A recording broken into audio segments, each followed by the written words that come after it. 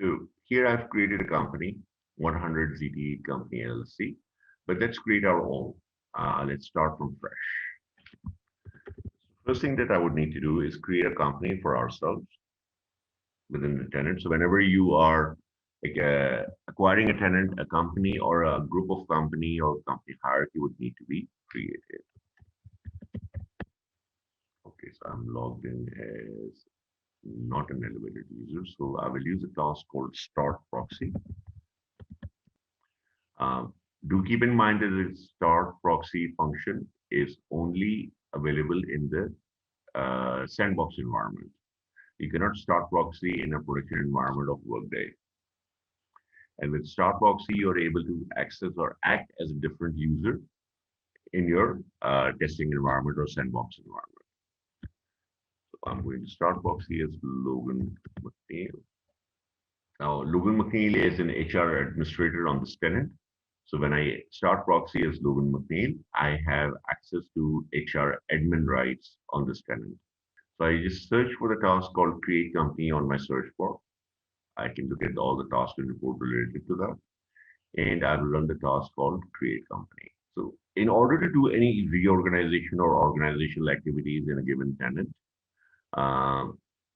when you are making changes to super orgs or reorganizing them or moving the orgs around or creating a new super org type, there is a reference point or an event point, which is the reorganization event. So we are going to create a new reorganization event called create reorganization. Then it'll ask us for a name. So we're going to call it CT.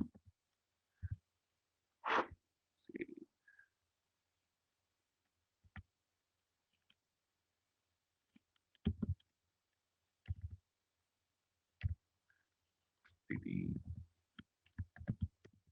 company Inc. or LLC.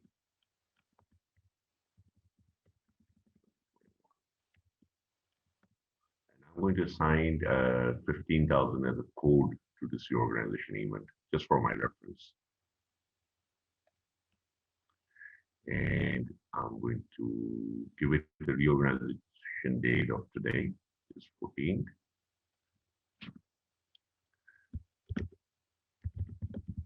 And I put a comment.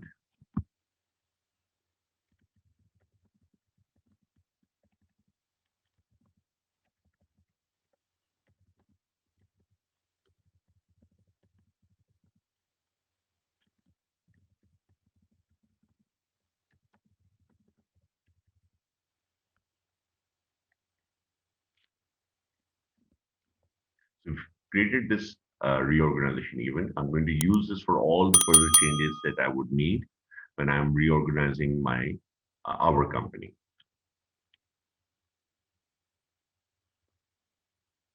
So we're going to call it, say, ZT company LC.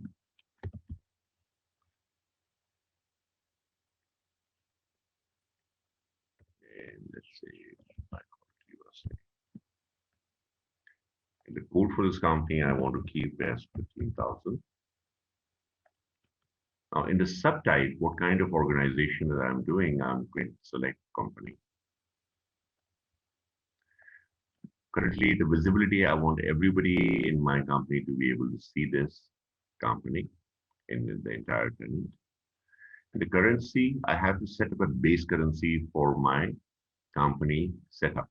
So if I'm opening my offices in other different companies, the Workday tenant can use the base currency as a primary reporting currency, and based on the locations, country locations, it can show me data for localized currencies and information as well. So as we're registering our company in the States, I'm going to select USD as a currency.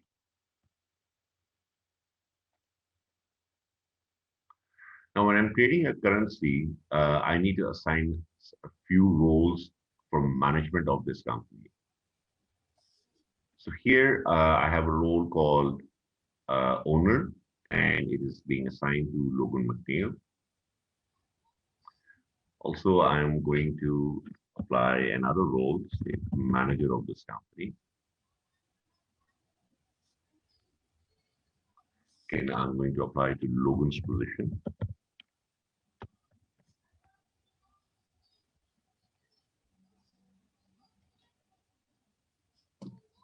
Additionally, I can see what other roles I have. So company administrator. Also, I'm going to apply to Logan.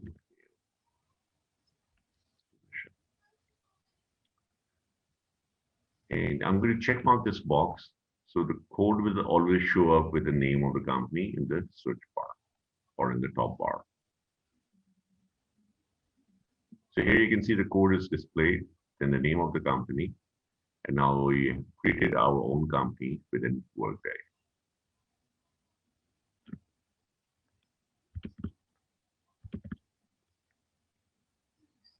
So now what I would like to do is I would like to create my first layer of organization.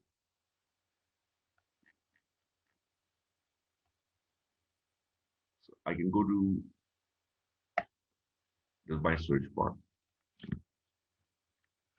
and say create supervisory organization.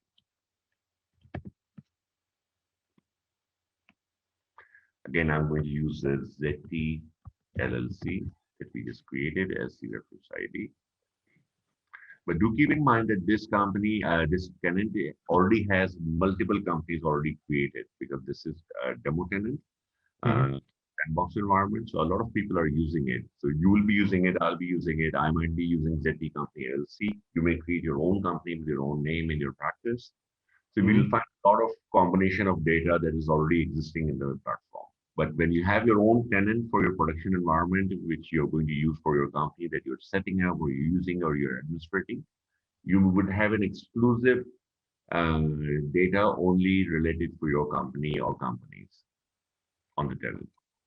So you can create a company hierarchy. So you can have a primary company, say ZTLC USA, and then you can have a hierarchy of different companies for different regions. So I can use my reorganization event. Now, say I would want to have executive management as my top level org under the company. And we give the code, say 15,000 per company. So I would give the code structure, so 15,100. And also for my super orgs, I want to add the name next to the executive management name of the super org, the manager or leader's name there. So here, as it's a super org and it's a primary level super org, so I will call it, say, department, the subtype. So with these subtypes, you can group people together for reporting purposes and organization. Again, I want the visibility to be for everyone and primary location, let's say I select New York.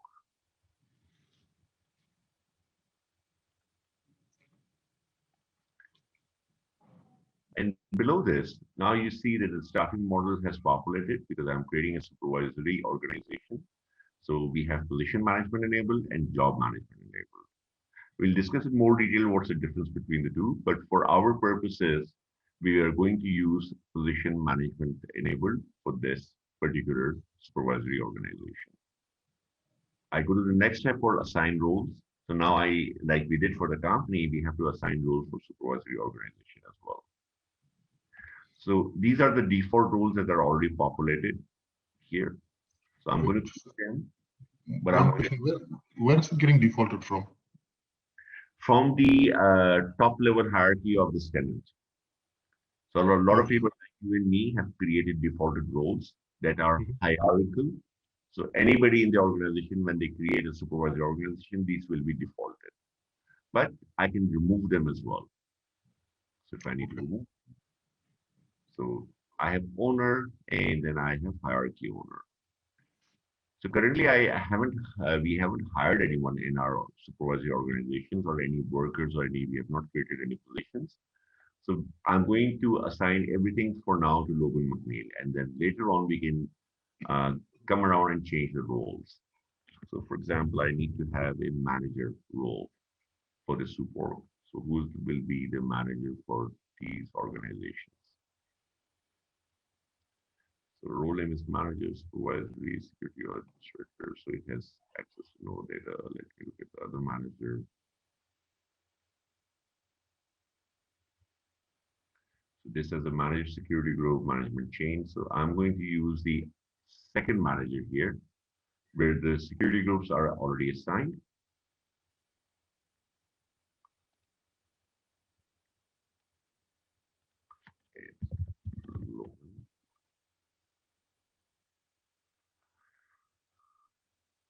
Generally speaking, I need to have an HR partner for Superorg as well.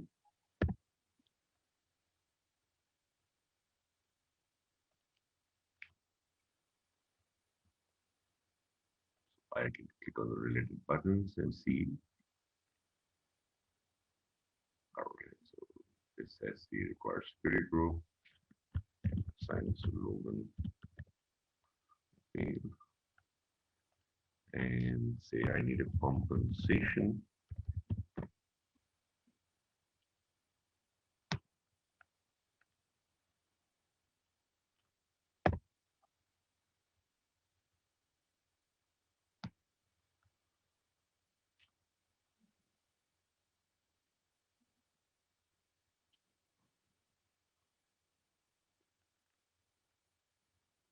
I'll use a compensation partner. And again, I'll assign this to Logan. And as we need more roles when we go through our workflows, we can keep on adding the roles to our Superorgs.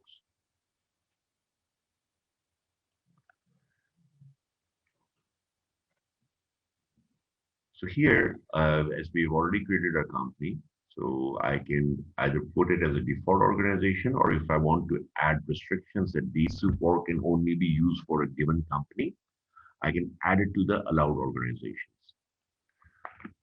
So let's start with ZT LLC. So we're going to use say 15,000 ZT LLC that we just created. And for any changes for any workers, I want this to be the default value for all our workers and all our supervisory organizations that we are going to create as subordinate of this executive management. Cost centers. So we need to create a cost center for our executive management within our company. So I can duplicate this tab.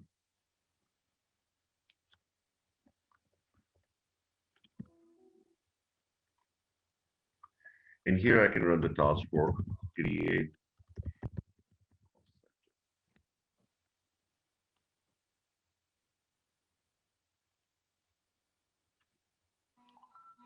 And I'm going to use the same ZT LLC reorganization event for 15,000. So I can track all the changes that I'm making to my organization through this reorg event.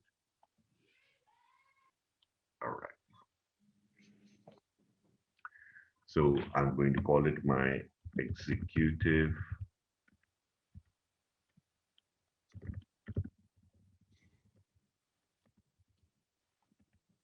and just for our reference, I'm just going to call it cost center.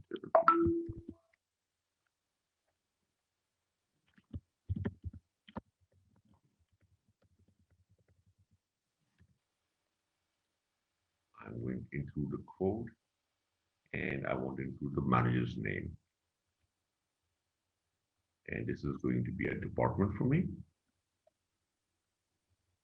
Visibility, I want it to be visible to everyone. I don't want to have a soup org level. If I have an intranet and if I want to create that link, I can do that. So for now, as it's not asterisk marked, I can skip this. And I'm going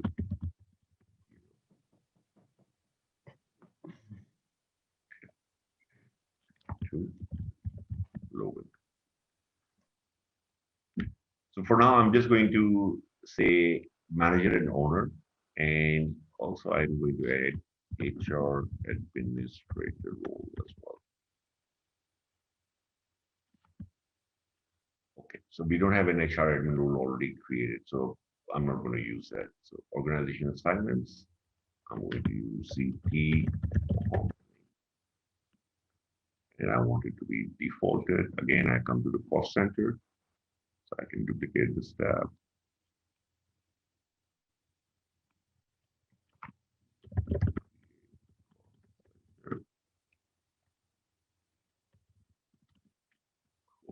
I'll keep the same code as my supervisory organization, so 15100. This is going to be a cost center for me. Visibility, I want it visible for everyone.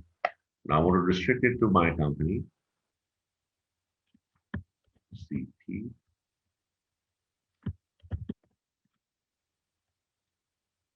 This cost center for all the accounting and financial purposes will be limited to this company only.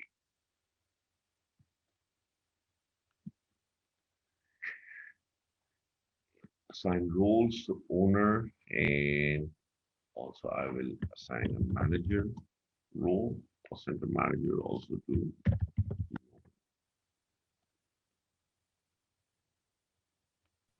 So can I say the hierarchy is company, organization, and then cost center?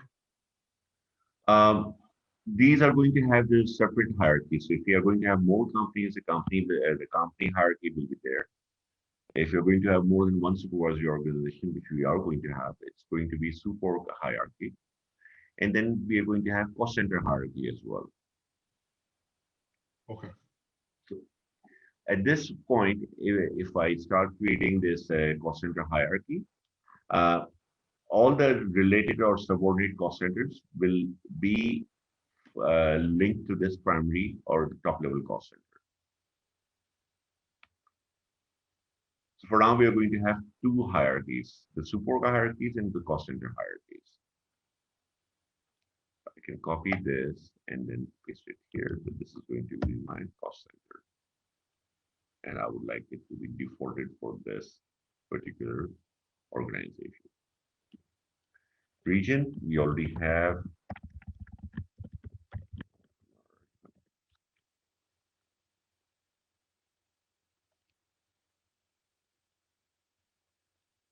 so New York is going to be northeast.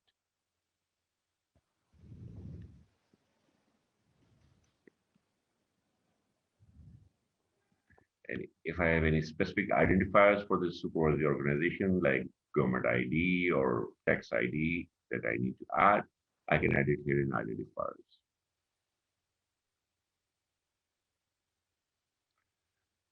So here, if I go to my details in my 15100 executive management department, here you can see that it's a supervisory organization, it's a department, the code is this, visibility is everyone, and location is New York.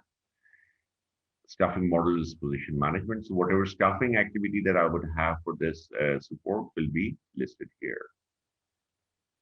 All the roles of the supports will be listed here. Security groups that are inherited from the top level organization in this tenant are added here. The organization assignment that we just did, and if there's any additional data, custom objects that we have, will be listed here. So now we have created a cost center, our primary top level support, and the company. So when we talk about workers, we are going to hire the workers in the supervisory organization that we just created. So in the organization overview, you can have multiple supervisory organizations such as Supervisory Z, Supervisory Y, and the cost centers can be unique for them, for each supervisory organization, or they can be shared as well. For example, if you have sales like sales corporate clients and sales individual clients, and then you have some resources in those organizations that are shared, but all of them can have a sales cost center for both the supports.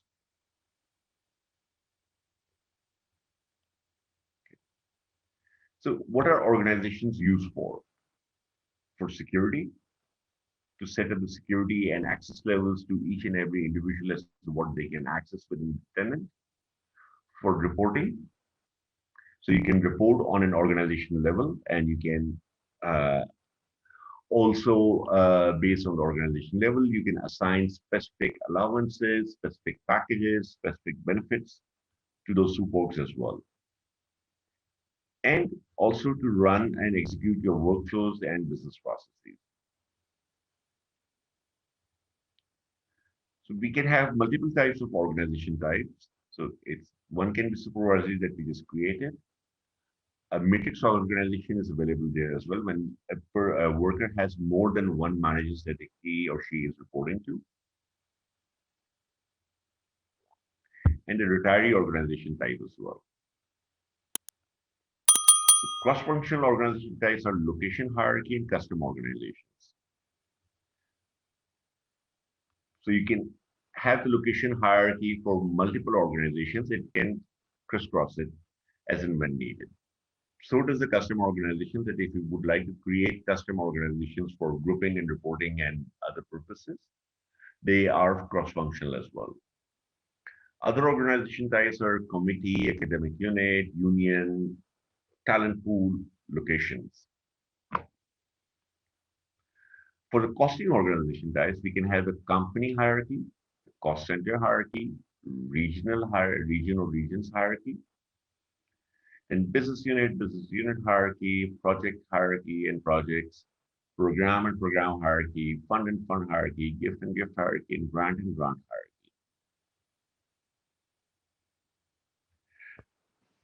For payroll, we usually have one organization, which is called the payroll group, or whatever name we would like to call it.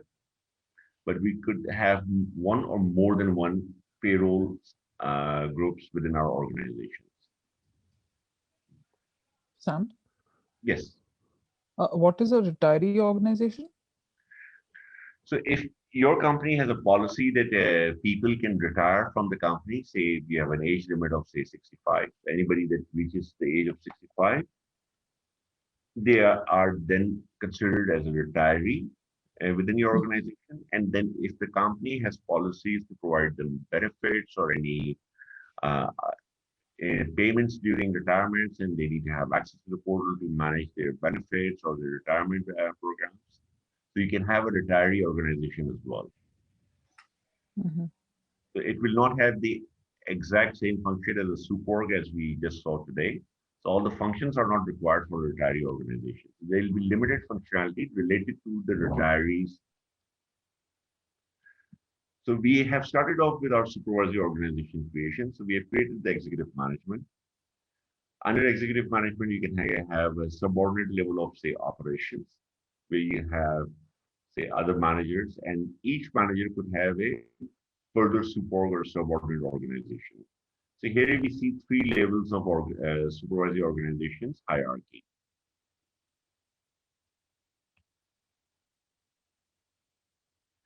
An example within Workday, so Steve Morgan is the CEO for Global Modern Services. That is the company level on the top. Let me get my highlighter here. So this is the company on the top. This is his supervisory organization. If you see the name on the top, say Executive Management Group, that's a superorg name, and then the name of the person, his position, and his location. So under Steve Morgan, he has, say, 1, 2, 3, 4, 5 people reporting to him. And each of these people have their own superorgs, like finance and administration, human resources, information technology, operations, sales and marketing. So Joy Banks is a chief human resource officer. And under Joy Banks, we can see a further subordinate organization.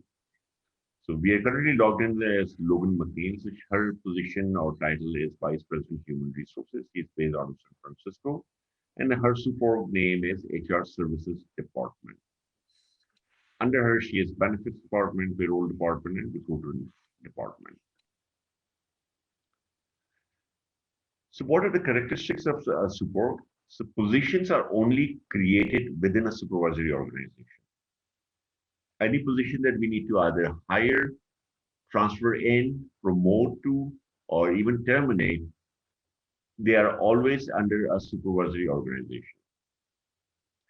Employees must be hired into a super.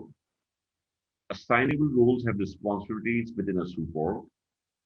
Unique business processes can be assigned to a supervisory organization. And assignable roles can be synonym to responsibilities within a supervisory organization or within the company. So the organization subtypes we just saw when we were creating, the supervisory organization can have organization subtypes like division, department, teams, or groups, or your own subtypes as well, if you need to have specific subtypes created within your company. You can define each organization subtype using maintain organization subtype task, and you can enforce hierarchy of your organization as well. So let's look at this maintain organization subtype task in the Workday. Maintain org subtype. So the task name is maintain organization subtypes.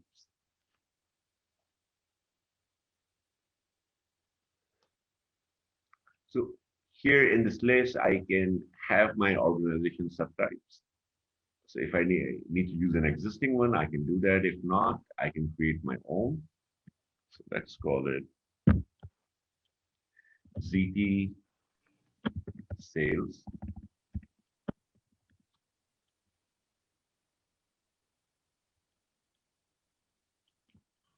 Some are not editable. Any reason why? Say it again. So some of them I cannot delete them. I have only delete options for some of things and not for every line. Because they were default provided by the tenant. Mm-hmm.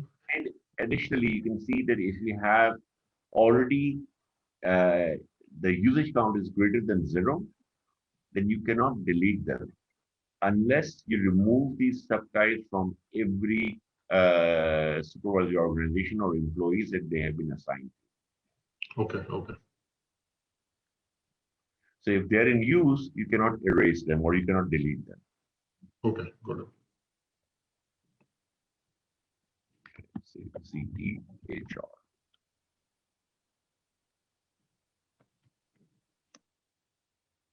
They've created these 3 organizational subtypes, but as we have not created our organizations as yet,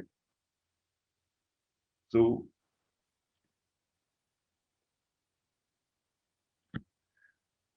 let's use the default one, say division and division hierarchy. So we are going to create these 3 divisions. Okay, I'm going to select it as division and division hierarchy.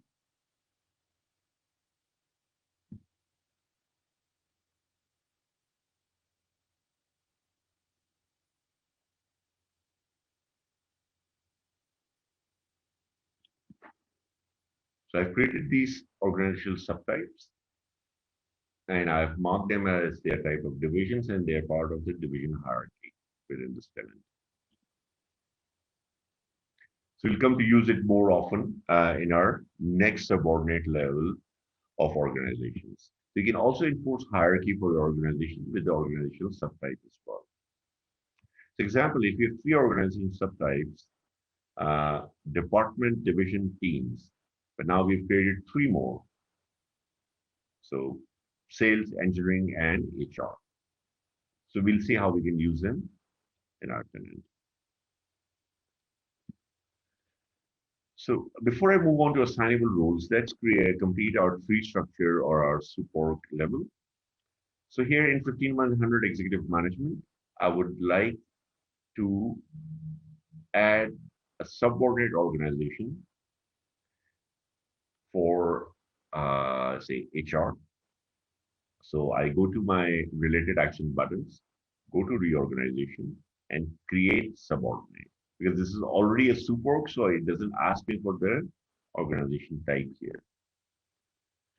and say human or human capital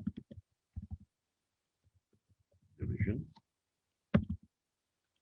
I'm going to call it, say we did 15100, so I'm going to use it, say 15200. I want to include the code in my name. I also want to include the manager of that supervisory organization name. And I'm going to use it as a division. Again, primary division is going to be New York. And here, when you see that initially when we created a supervisory organization, it asked me whether what kind of position management I need, what roles that I need to assign, what and other details that were listed. But because I am creating it under 15100, it is going to inherit all that information from the supervisory organization. If I click on view details and if I click on this organization, you'll see the details has been inherited.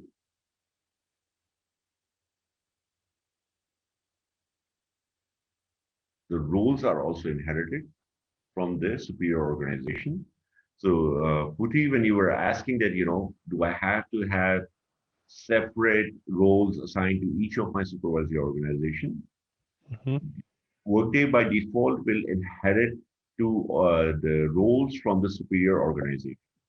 So if you have an HR partner assigned for executive management, it can be inherited, trickle down to all the subordinate organizations as well. So here I am at 15200. I can see that the superior organization is 15100. And this is the organization reference ID for 15200 Human Capital Division. This is going to be unique in the tenant. So again, I click on the related actions button for my superior organization. So we've created human resources. Let's go ahead and reorganize and create another subordinate. 15300, and I want to call it sales and marketing. Again, this is going to be a division. And I want to include both these here, and primary location is going to be New York.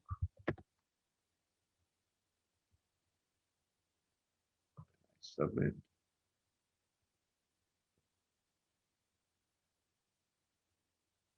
Again, I create another one, the organization.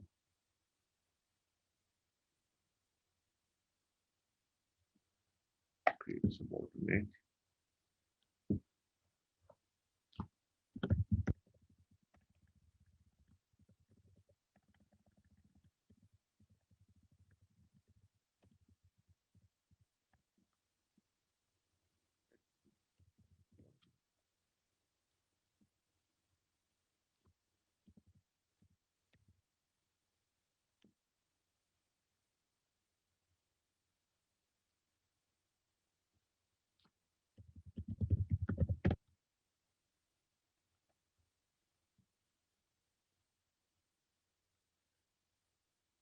So now if I look at my superior organization, I can see 15200, 15300, and 15400 are subordinate organization of 15100, which is the executive management department. So now we have started creating a hierarchy for our organizational structure in terms of support. So if I go to Human Capital Division, I see that I have a cost center assigned for sales and marketing. I don't have a cost center assigned, so I will create. So this is a default cost center assigned from the superior organization. So I would like to change this. Let's make sure for human resources as well. So again, it's using the default cost center from the top level. So I want to have my separate cost center.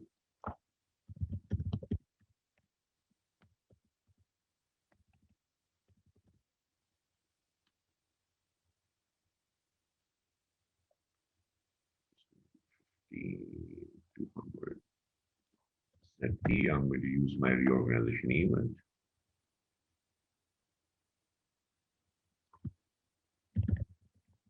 For HCD, Human Capital Division. Code, I'm going to give it 15200. Subtype is going to be cost center. I want to include the code in name. CD, and again, I'm going to, just for our reference, I'm going to call it cost center.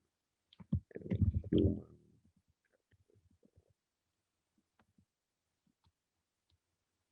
Visibility is for everyone. Restricted to company except the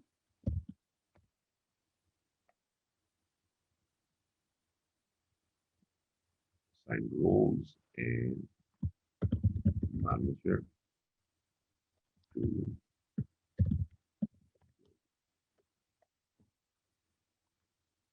I can again edit my organization.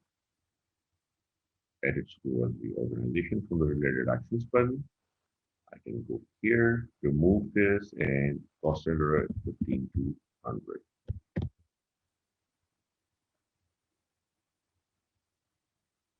Now, all my costing for human capital division is now going to be under 15200 human capital division.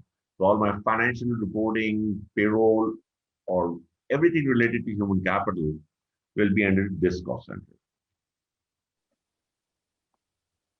And our third organization was engineering and technology. So I'm going to use the same reorg event. Call it, say, E and IT. And I'm going to use 15400 as my code. It's going to be a cost center. Visibility is going to be for everyone, restricted to company, city company LLC, and assign roles. Now, if I go here, I can go to related actions button, supervisory organization. And here I can remove the executive management and 15400 as my cost center.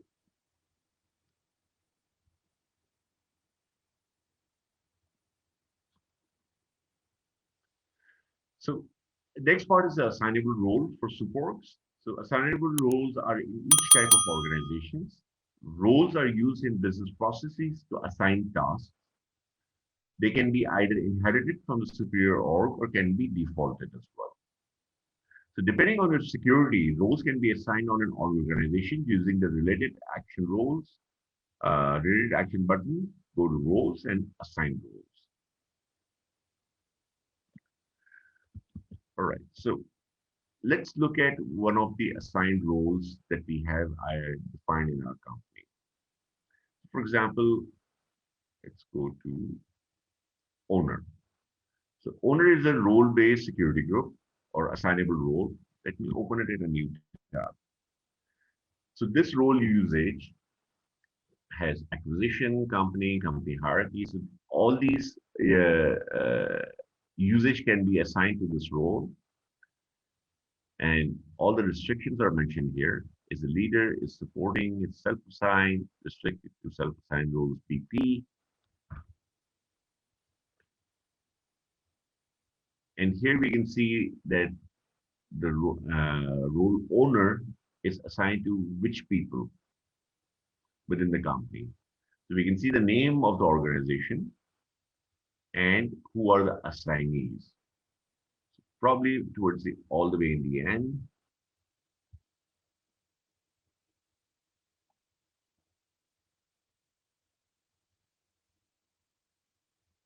You should be able to see the ZT company that we have created, the superorgs, the company, the cost centers, the superorgs that we have created, and they are all mentioned here as to who it is assigned to.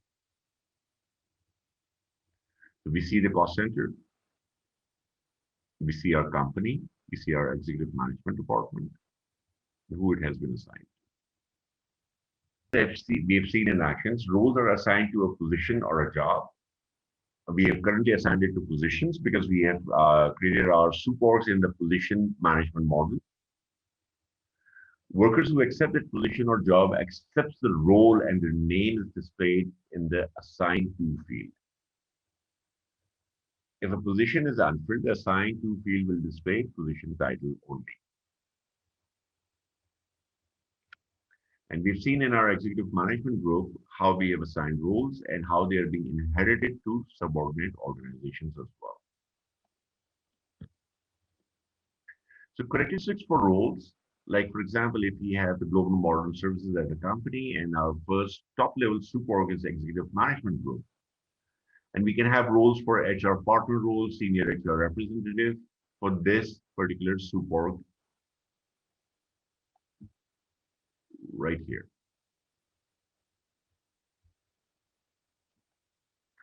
The second level is sales and marketing, operations, IT, finance and admin, human resources. And for human resources, the roles that has been assigned are HR partner role, staff HR representative, and it is being assigned to, say, Mark Davis. So for each level of your organization in the hierarchy in the support, you can have different roles either inheriting from the top, or you can have the hierarchy based or the organization subordinate level based roles defined as well at each support level. Okay.